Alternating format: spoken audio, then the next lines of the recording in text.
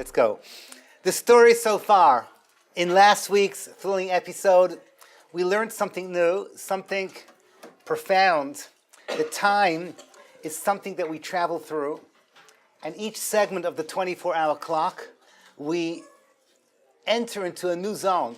Avraham Avinu did not compose Tefillah Shacharis. Rather, the correct way of saying is that Avraham Avinu was Tefillah Shacharis. In other words, his whole essence was chesed. His whole essence was loving kindness. Him and his wife Sarah, together, they built a house which was open in all four directions. And all they did from morning to night was one-dimensional thinking. What can I do to build the world? In the 24-hour clock, morning is the time for building.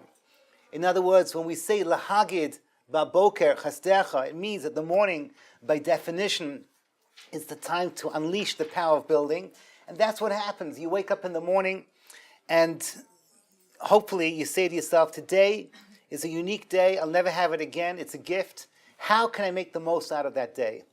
And you take 3 steps at that moment of birth and you turn to Hashem and say, Hashem, help me and guide me so that my plans and my dreams and my wishes for this day will turn into fruition. That's what we do every morning.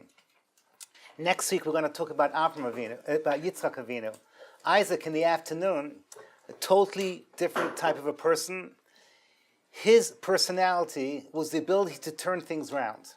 We'll explain that properly next week. His personality is that when things are falling apart, when things are filled with sadness, when you feel that your life is slipping away, he can turn everything around and get you back to where you want to go. In Hebrew, we call that midah gvura. It's the power to change. And that, in the 24-hour clock, corresponds to what we're now entering now when the sun is going down. When the sun is going down, in the most beautiful place in the world, you feel that the day is bleeding. You feel that you're losing things. You feel that things are going away. Yitzchak, he belongs to that afternoon. Yaakov, in 2 weeks' time, we're going to talk about Yaakov, God willing. He belongs to the night. He's the man of Golus, the man of exile, the man from the moment he was born until until he moved to Egypt, the land where his children would be exiled. All of his life was one tsar, one problem, one challenge after the other. And he belongs to the night, and therefore, by definition, his prayer was a night prayer. One extra layer of depth. When they released their tefillah, when they was, in the Hebrew word is metakein, when they this explosion of energy, when they made their first tefillah, each one was done very, very, very much at a unique moment in time, where they felt now is the time to unleash the power of this tefillah. And I want to say to you something very deep, because I strongly encourage you, especially all of you, God willing, will have crazy busy lives. A lot of the times you won't have time for formal prayer. And those of you that take my classes, well, throughout the year, we'll talk about this thing called informal prayer. It's a beautiful thing. But if you can, you should. And if you can, you should daven a morning shacharis and an afternoon mincha. I'm not a big fan of women davening marv. We'll discuss that another time. But morning and afternoon, you should daven a shacharis and a mincha if you can. You should know that when you're davening a shacharis, even if your mind is not 100% into what you're doing, you are plugging in to that power that Avraham Avinu davened when he prayed the first shacharis. In other words, if you look around there, you'll see there are electrical outlets. Electrical outlets are something that is basically potential. What does it mean, potential? You can ignore them, you can plug something in. So Morgan will plug in her hairdryer, whatever it is, and that's it. Sorry.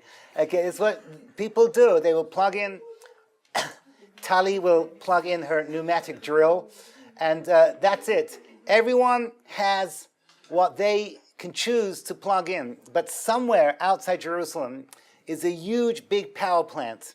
And that power plant has this, so to speak, this infinite supply of electrical energy that we can plug in or not. When Avram davened his first shacharis, when he prayed his first prayer, he was actually creating shacharis power.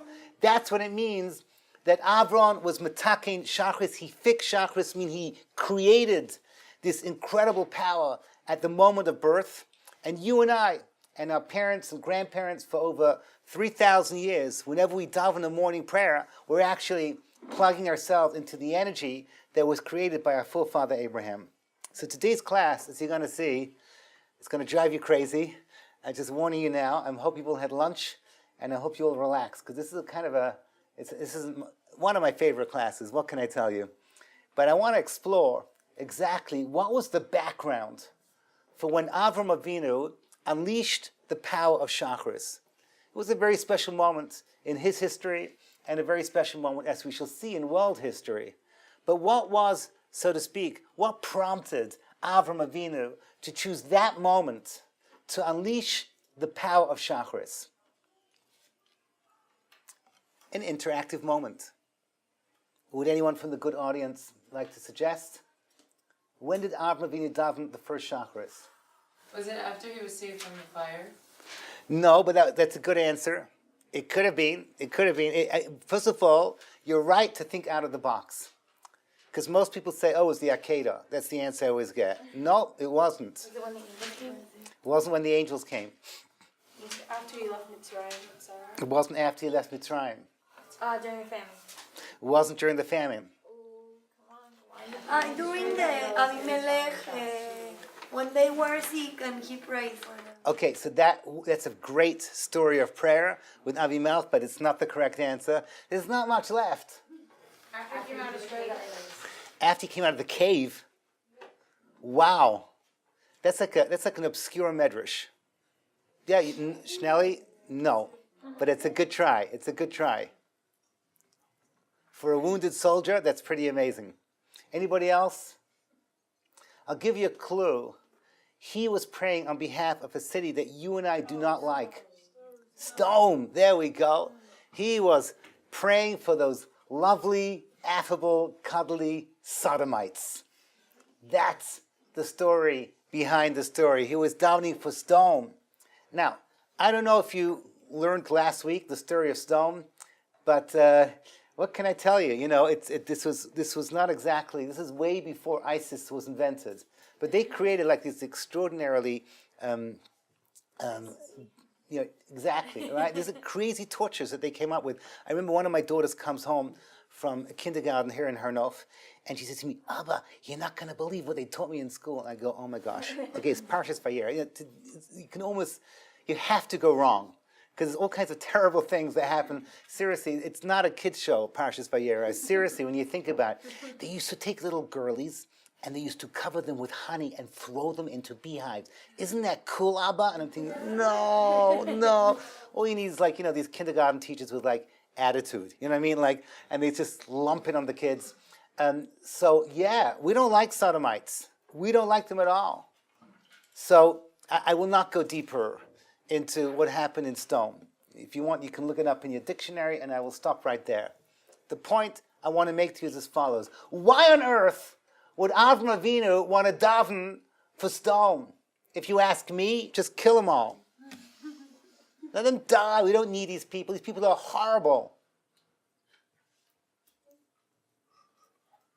What was in lunch today? Go ahead, yes. Because his chesed went so far. There we go. What's your name, please? Katie correctly answers. We're talking about Avraham Avinu. Avraham Avinu is boundless chesed. Avraham Avinu can look at the worst person on the planet and see that little spark of goodness and say, you know what? Give me a chance to build. Give me time with everybody. There is not a single person on this planet. Hashem, if you give me a chance, I can help them out. Even those nasty sodomites. Let me go in. Let me open up, an Esha Torah, or Sameach, a Chabad house, whatever is the political correct thing to say now. Just put it all in the Navay campus extension. Let's do everything. Let's go out there and let's, a Ma'ar program, you name it, whoever brought you here, let's bring that there. Let's do that. Let's help Stone. So he gets up and he davens for Stone, and that's where he releases the first Shacharis. Okay, let's learn this together. I'm reading to you now from Genesis chapter 19, verse 27. So, just those of you that remember the story, he's already tried arguing. Maybe there's 50 tzaddikim, maybe there's 40, and so on and so forth. But after that failed, he tries another tactic. And the pasuk says, "Vayashkem Avram baboker." Here it is. He gets up at the crack of dawn. Morning has broken. That's it. That moment of sunrise. That moment of hope. That moment of birth. And then he goes El HaMakom. He goes to the place. Where is the place, ladies? Where is the place? The place is the place of the future Beis HaMikdash, Mount Moriah, Har Moriah. He goes to what's called the nerve center of Tefillah, which means every time you and I daven a Shachris or a Mincha or a Mariv, our prayers go to Har Moriah. Here it's a local call, as they say, and then it goes up to heaven from there. So he goes El HaMakom. Then the pasuk says Asher Amad Sham, which, by the way, the word Amad Sham is, from here we learn that Tefillah has to be said standing. Es Pnei Hashem, the word Es Pnei Hashem, which I'm not explaining properly, means he did what's called Hispashtus Hagashmius.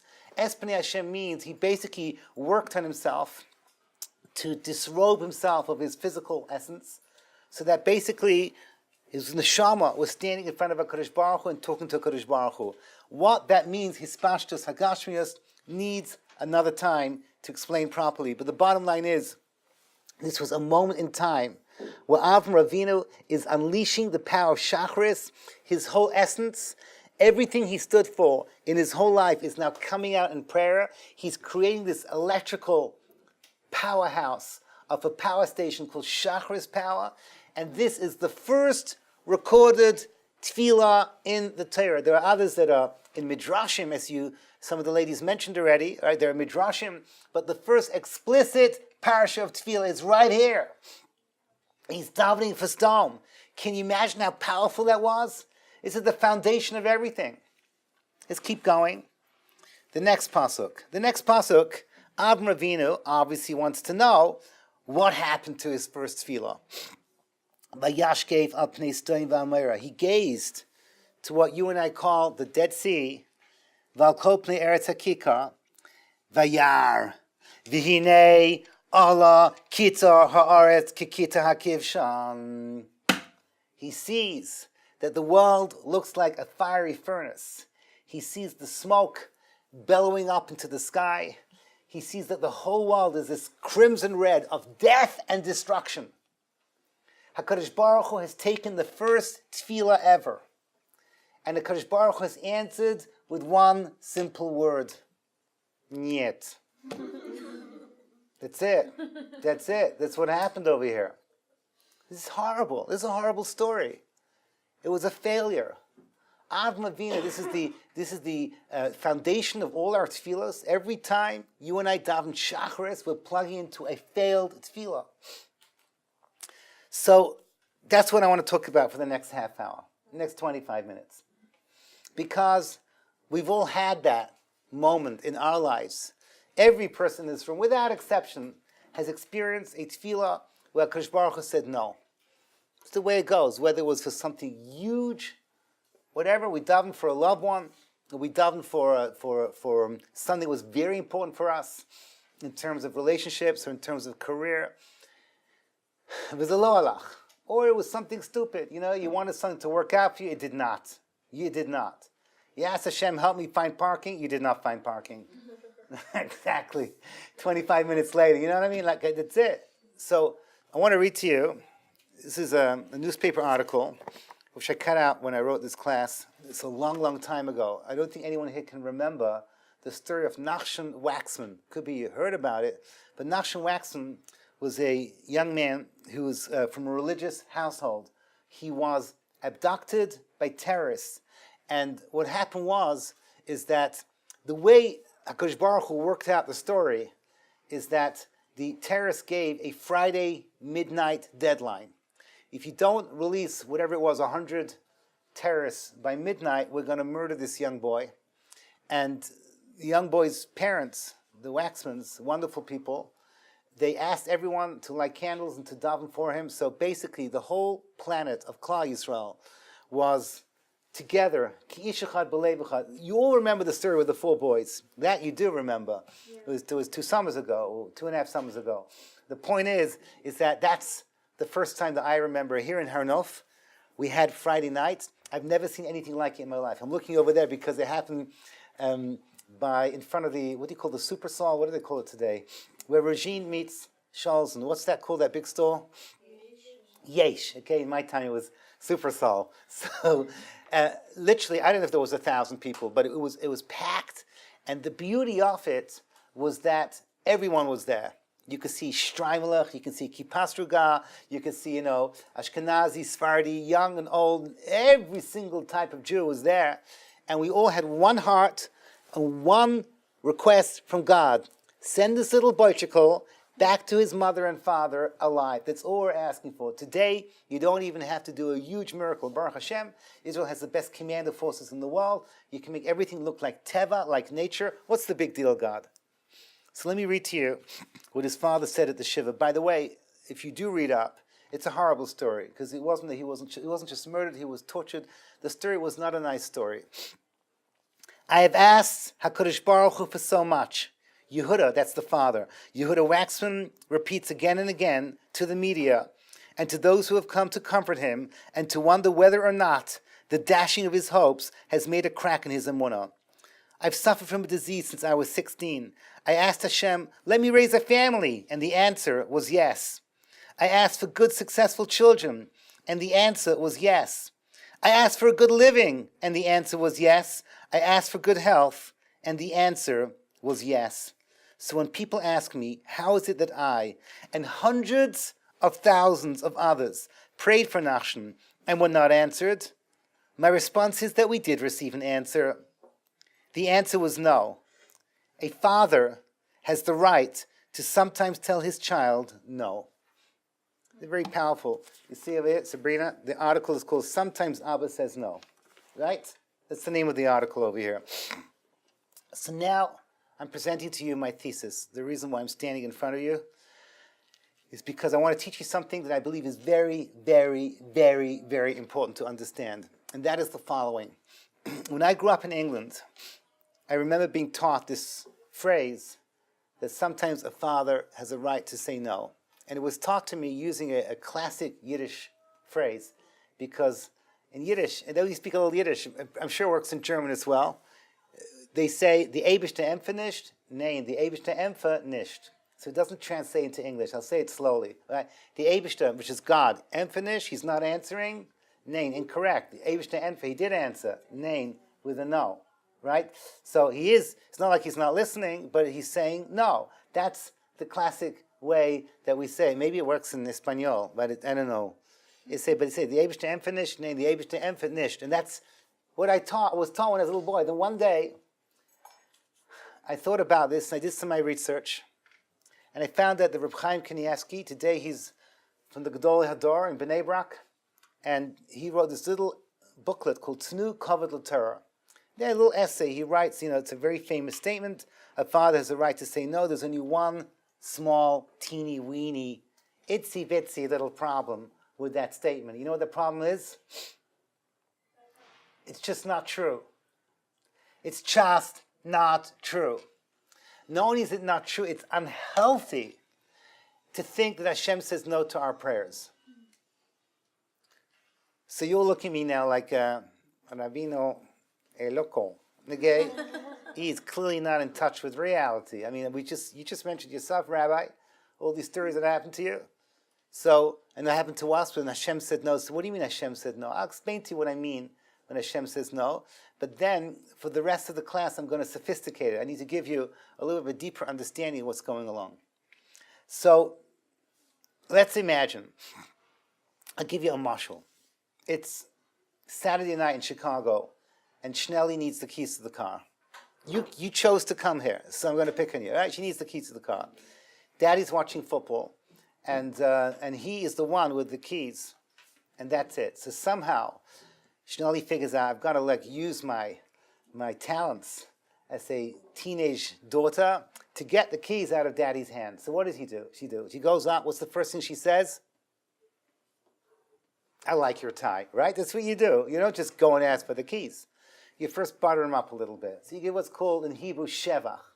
Like we start a Shemona Esrei, we always begin with praising Hashem. We praise Hashem for us, but we're just imitating what you do when you need something. Then Schnelly goes in for the kill. And she says, Daddy, I need the keys to the Lexus.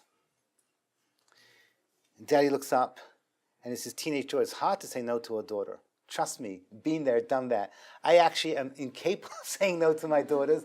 I always say, like, ask your mother. Right? That's normally my response. So Daddy says, I have a very important meeting tonight. I'm really sorry, but you're just going to have to borrow Mom's van. You know what I mean? Like, whatever it is. So Charlotte goes, not cool. And she walks out, like I'm upset and everything, and that's it. And she thinks to herself, I can't believe it. I did all those complimenting. I was prepared to give him a big hug. And he just said no. He just said no, and I have to use Mommy's car. This is not cool. That was a failed prayer. In other words, she went in, she had a plan, she wanted something, the answer was no, finished. That never ever happens with Hashem. If you talk to Hashem, the words that you say always do something. In the language of the Meiri, Chazaka, Shahatzoyek, Mimaki Halev, She'ein Tfilasai Chazeres Reikam, which means Hashem never says no to a tefillah. Hashem, as we say, has a midah, a characteristic called Shomea Tefillah. I want to say yes. Shomea Tefillah. I want to say yes. So what does it mean? That Hashem always says yes to our tefillahs. The answer is as follows. Hashem basically, and this is now no longer Reb Chaim Kanievsky, but rather myself interpreting what he's saying and trying to make it easier to understand. When you talk to Hashem, Hashem has basically 4 choices what to do with the words that you say. Only the first one is a total and complete yes in our language. But the other 3 are also a yes, but they are what I call an upgrade to your request. But this is something you're going to have to stay with me and understand what I'm saying. So we start off with the classic example. You ask for something crazy, and Hashem says, I'm God, I can do crazy, right? Sounds like a Frozen quote, but that's it. I can do it for you. I'll do whatever you want. So I think I told you what happened to me 3 weeks ago. I was, how long ago was the elections? It was about 3 weeks ago. Yeah, yesterday, 3 weeks ago. So Tuesday night on the East Coast, everyone went to sleep at exactly 2:40 a.m. Right? And the next morning, I was in Newark Airport, and it was like pandemonium. It was like, take me to Canada. Like it was like the whole thing. It was crazy what was going on over there. So and it was very exciting. Everyone was talking to each other. Everyone, everyone knew that they were experiencing history. So I get my ticket to go to Houston, and that evening I'm speaking for the Shabbos Project. There are hundreds of wonderful ladies across the spectrum, Orthodox, Reformed, Conservative. I was very, very motivated to speak that night in Houston, Texas. You heard of Houston? Down the road from you. Anyhow, so I get my ticket. It's gate 138. I go to gate 138. Hillary is giving her concession speech. Now, I'm embarrassed to tell this to you, but I don't have a TV, and I don't watch. When I go, if I ever go to a news station to get information, I just get the information. I don't get to actually see a television. I've never seen a TV screen like since the last time I was in there. I don't know. And here I'm watching Hillary giving a concession speech, and they were arguing, why is she wearing like black and why is she wearing purple, and Bill's got matching ties, and what does this mean? And like everyone was dashing the whole thing, and I'm watching this whole thing, and I look at my watch, and I say, wait a second, it is like we're supposed to leave in 10 minutes, and they're not calling us. So I asked around, has there been a delay? They said, no, the flight is in 40 minutes. I said, no, it's in 10 minutes. And they said, no, it's in 40 minutes. It says, where do you need to go? I said, Houston. I said, this is not Houston. This is not Houston. This is gate 128. I go, I was in the wrong gate. And I was so sleep deprived, just like everyone else. I didn't even notice that there was no sign up for Houston. So I ran as fast as I could, and I arrived there, and they're just closing the gate, and they say, so we've been calling your name for the last 20 minutes. Where have you been? Where have I been? It's obvious where I've been waiting. I've been watching Hillary's concert. How did you call me? Did you go like, Mr. Nissel is kindly requested to come to gate. That's not, you got to do it like my wife waking me up in the morning. You know what I mean? Like, move your carcass. You know, like, God, it's got to be something with a little bit of drama over here. So I'm sorry, sir, but we put you on the next flight. When's the next flight? In 4 hours. Oh my gosh, I'm missing the big event. This is not good. This is not good for the Jews. This is like bad news. So then I remember that I'm a tefillah teacher, and Hashem can make miracles for me, and things can work out. God, I want to be at that event.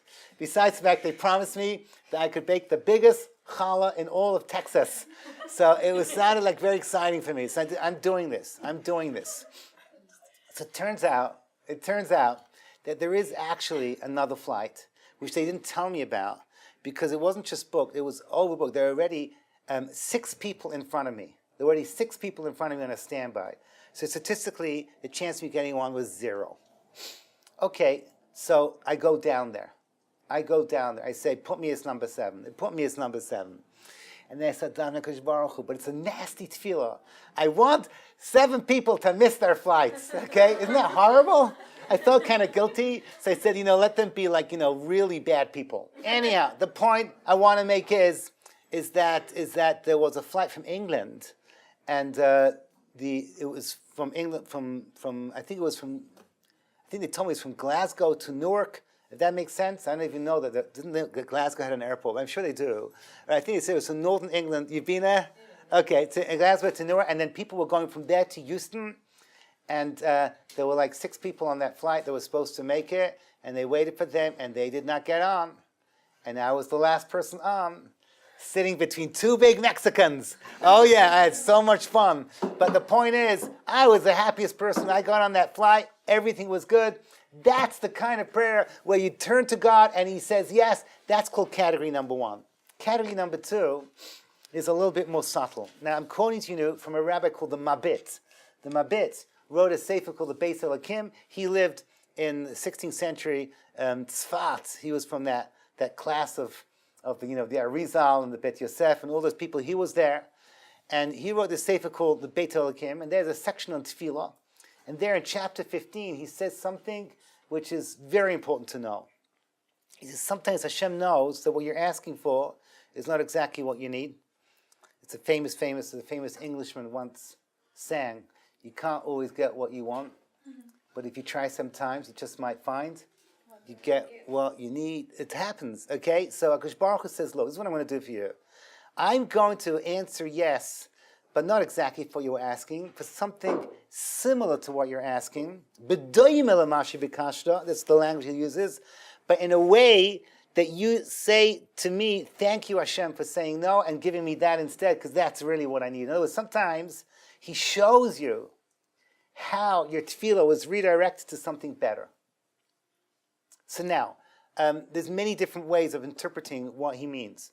So it could be, the classic example is when you miss the flight, right? This is an extreme example. Flight 103 to Lockerbie, 103 to there was a Pan Am flight. This is a story that goes 20 years ago, 25 years ago. There's still a thing called Pan Am. Remember this story? And the Hasidim wanted to get to the Rebbe's wedding, Rebbe's son's wedding, and the plane, whatever it was, they missed the plane because their Nesher taxi broke down. Can you imagine the tefillos? Can you imagine the tefillos by that taxi, a taxi breaking down on the Jerusalem-Tel Aviv highway? The Rebbe's daughter's getting married in the morning, ding dong, the bells are gonna ring. Get me to the Rebbe's wedding on time. It didn't happen. It did not happen. And that plane was blown up by Libyans. You remember the whole story? Over the Scottish city of Lockerbie, Pan Am 103. I don't even remember anymore. It was a long time ago. So that's one example. But the simplest examples is when you get something very similar to what you ask. There's a country song called Unanswered Prayers. Sometimes I thank the Lord. With a guy who wears a black hat. What's his name? Keith Richards? No. It's a country song. The country song. So it's all about how this guy wanted to marry girl A. You know the story? It's the 1970s, and then it didn't work out in the end. And then he marries girl B, and then like 20 years later, he thanks Hashem. He sees girl A, and Oh, girl A is now, I don't know, ugly. I don't know what. It kind of implies that she was no longer attractive anymore. It's a country song. You can't take it too seriously. And then he starts singing, 10 times I thank the Lord for unanswered praise. You get to see what happened. You get to see what happened. Category number 3 is something that I feel very, very motivated to say, especially in this room, because I don't know most of you. As a matter of fact, there's only a handful of you that I feel that I know. But a little birdie telling me that each one of you has got quite a story that got you into this room. And I heard this from my Rabbi, Rav Shlomo Wolbe, the Ali Shor, many, many times. And Rav Chaim Kanievsky, he writes it in his little essay in the name of his father, the Stipler. And that is that 100 years ago, we know there were a lot of unanswered prayers. I picture, like this week's parsha, Rivka's in one corner, and Yitzchak's in one other corner, but here the prayers were different. Here, you go to Poland, you go to Russia, you go to Lithuania, you go to Ukraine, and you see these beautiful people who are praying for their children who have just moved to America. America 100 years ago, the golden Medina, the streets are paved in gold, was basically a suicide trap for spirituality. Most people didn't make it. They knew that. They knew that it was impossible to stay religious in America at that time then. So what happened? They would pray, our children should be different. The chinuch, the education we gave them, please save my kids. And then they get the first telegram. Do you guys know what a telegram is? They get the first telegram. It says, Heilige Mama, Heilige Tata, my holy mother and father, was sorry to disappoint you, but I couldn't find a job without working on Shabbos. And they are like crushed. And they realize, oh my gosh, this is like the worst nightmare. And then they get another telegram. We thought it through. We decided it's best for our children to get a secular education, so we're sending them to public school. And that's it. So you have the proverbial 4 generations that we say over on Seder night. You have what's called the Chacham. It's the ones left in Europe, the Russia. Well, they're not really Russia because you can't judge them. The next generation is called the Tam. And then the 4th generation is called She'ena Dia Lishol. These are kids that don't even remember that they had great-grandparents who were religious Jews. They've forgotten this whole thing. They're secular. They're out there on the college campuses. You know these people. These were your friends. And hopefully they still are. I hope you keep in touch with them. But they're completely and totally lost their way. That's it. They don't even lost their way. They now have 3 generations of being secular. What happened to those prayers from 100 years ago? So my Rebbe said, Hashem took every single tear and put it into that little vial, that little cup. And Hashem lovingly kept it and said, one day I'm going to explain to you why I couldn't say yes right then. At that time then was not the right time for me to say yes. But he keeps those tears. 1 generation, 2 generations, 3 generations, and then payday. And he brings it out so that girls in this room should be learning Torah for the first time in thousands of years in Jerusalem, the holy city. And this is only because of those tears. Don't think it's got anything to do because you met, a Ma'or rabbi on campus, or you met, the Chabad rabbi, you met this person, and this happened by chance, and that happened by chance. Wrong. Those are the outer trappings. It's because there was someone up there that was fighting for you, because trust me, there's a long queue up there in heaven. All these boobies and zetas, grandmas and grandmas fighting with God. When's it going to be my turn to have my great-grandchild find their place in the library in the Vay? So you guys know this from the bitterness of your heart. How many of you have cousins that didn't make it, and whatever, friends who are beloved people who have every right, just like you do, to be connected to the Torah way of life?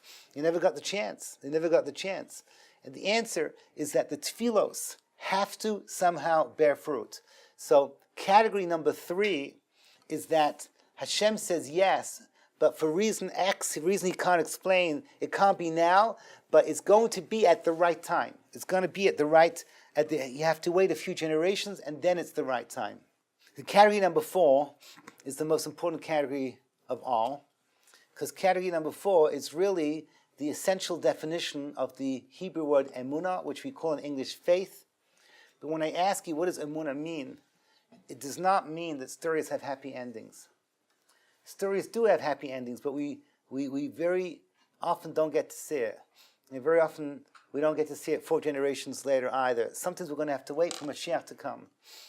And then Eliyahu Hanavi will come and sit down with us and show us how every single prayer, without exception, every heartfelt prayer, every single Jewish tear throughout the generations, Hashem took it and didn't just take it and say, I'm going to use it. He said, how can I use this prayer for the best possible usage in a way that if I could show you what I was doing with your prayer, you would say, oh my gosh, this is a major upgrade. This is way better than what I thought.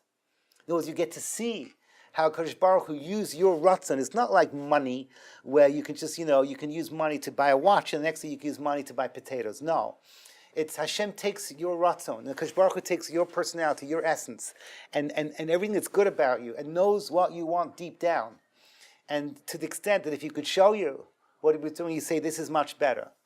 In other words, I'm just using a stupid example to make a point. If I could show you that your tefillah to get on that flight is actually being used to save the life of an Israeli soldier. I don't know, just using it as a random example. So you would say, of course that's more important for me. I'm just making the point how HaKadosh Baruch Hu will take your tefillahs and figure out what's the best of the best. But ultimately, he never disconnects himself from your desire and your ratzon of what you wanted when you asked that prayer. So basically, I'm saying 4 things. Sometimes Hashem says yes to what you said, how you said it, what you wanted. Absolutely beautiful. Doesn't matter how crazy it is. It could be to somebody should come out of a coma. I've had personal stories with my. I've run out of time. I have great stories with my wife's mother in Memphis, Tennessee. It was a crazy story. The doctors told my wife to fly back home and say goodbye to my mother-in-law. And at 4 o'clock in the afternoon, it was Shabbos afternoon, I called already Saturday night. There's still Shabbos over there. And they told me this was Memphis, the Baptist Memorial. There's sure been a lot of praying down yonder. The whole community had come down. And then a doctor came from another department who knew my mother-in-law and came in and said, you know what, she's dying, let's change her medicine, completely and totally.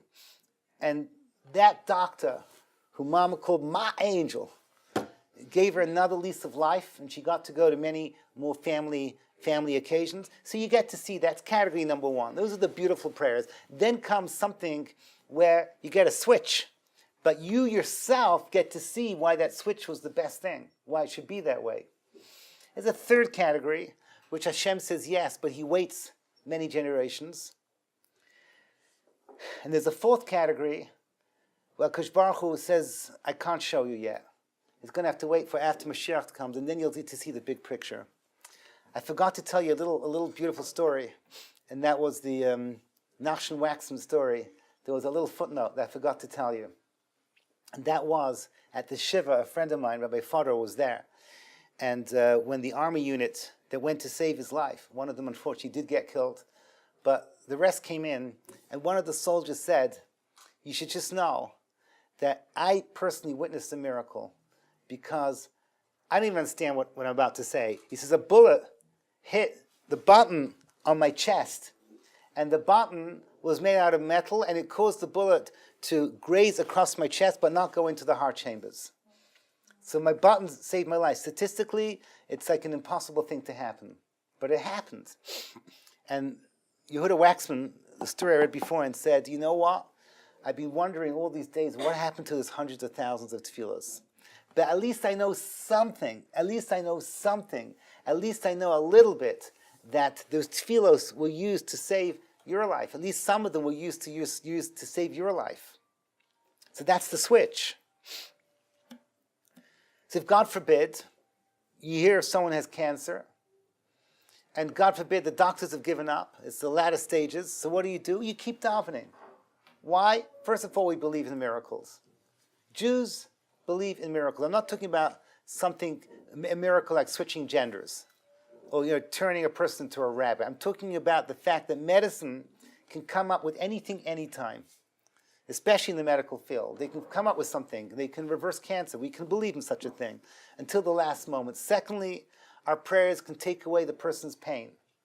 and make it a little bit easier for them, a little less suffering. Thirdly, it can prolong their lives.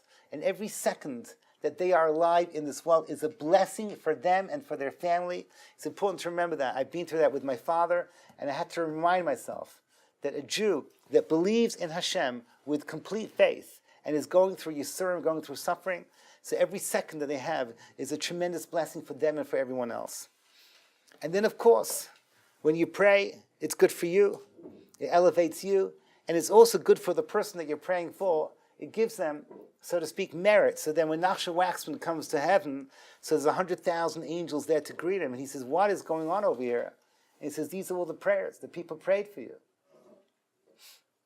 And then we believe in a concept that I'm not going to explain now, called Gilgulim, reincarnation, which means that you and I here in this room have been here before. And it doesn't mean that you were here as somebody else. You were here as you, with your body and your soul.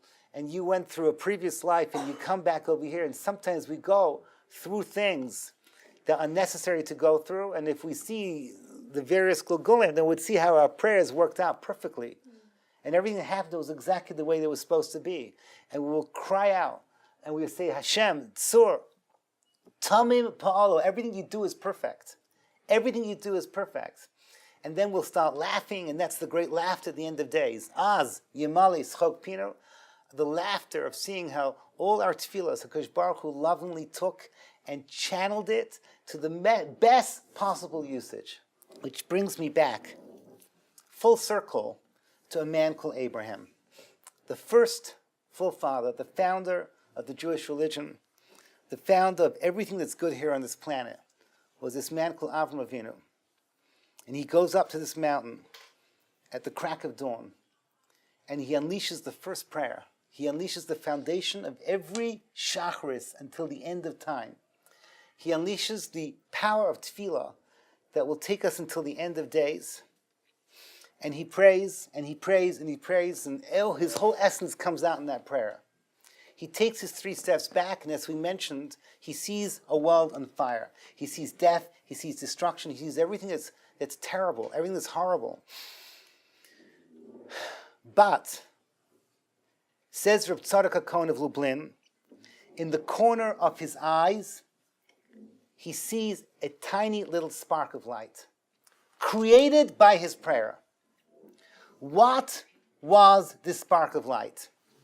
This spark of light was handed over to his nephew, Lot, who had an incestual relationship with his 2 daughters. I told you, this is the parsha that you don't want to teach your kids. He had an incestual relationship with his daughters. And out of the first one came a little creature called Moab. Literally means, my daddy is my grandpa, right? This is it, right? Moab. Moab is the numerical value 49. The rabbis say all 49 levels of impurity are found in him. This wretched, golem-like creature, this lowliest of the lowliest person, has inside of him a spark of light created by the prayers of Abraham. And he passes to his children from one wretched, ugly, disgusting generation to the next, until a woman appears, an incredibly beautiful, wonderful woman, who takes that spark and says, now is the time to take it out. And that woman's name was Ruth the Moabite, and she converts, and she turns that light into this little flame, and a few generations later, King David makes it even more powerful, and his son takes it a level higher. But we were not worthy. And the light never reached its potential and went back to being that little spark once again, hidden for thousands of years, until the moment arrives when a man called Mashiach, the son of King Solomon, the son of King David, the son of Ruth, the son of Moab, the son of Lot, the son of that prayer that Avraham Avinu davened on that starry, starry night when the sun rose. What will he do? He will take that light out and let it shine from one end of the world to the other. And what's the first thing he's going to do? He's going to go back to stone. And he's going to bring that back, all back to Torah. But at this point now in history, stone is a metaphor for every single Jewish boy and girl who's out there running wild, lost the meaning of their lives, the way their ancestors used to live. And Mashiach will bring them all back, and they will live the lives they were supposed to live. And yes, the movie will end, and they all lived happily ever after. All because of one man, and that tefillah, that shachris of Avraham Avinu. In other words, God did say yes. It just says, Avraham Avinu, I can't explain to you why, but it's going to take me 4,000 years until I say yes. But when I say yes, your prayers will be till the very end. Every single human being on this planet will be able to be fixed and saved through the power of your chakras. So I want to give you all, this tefillah is not just, this class is not just theoretical. I want to give you all the mindset to know that you should be davening and not be afraid to ask for whatever's stressing you, whatever's on your mind, however trivial it is or however difficult it is. And don't think that Hashem is not listening. He's listening. And don't think your tefillahs are ever wasted. They're not wasted. Hashem is taking it for the most beautiful, beautiful thing possible. And we should all merit to see that moment when Mashiach will come and explain to us how all those tears were used for the best of the best, and we can all bask together in the laughter at the end of days. Thank you so much for listening.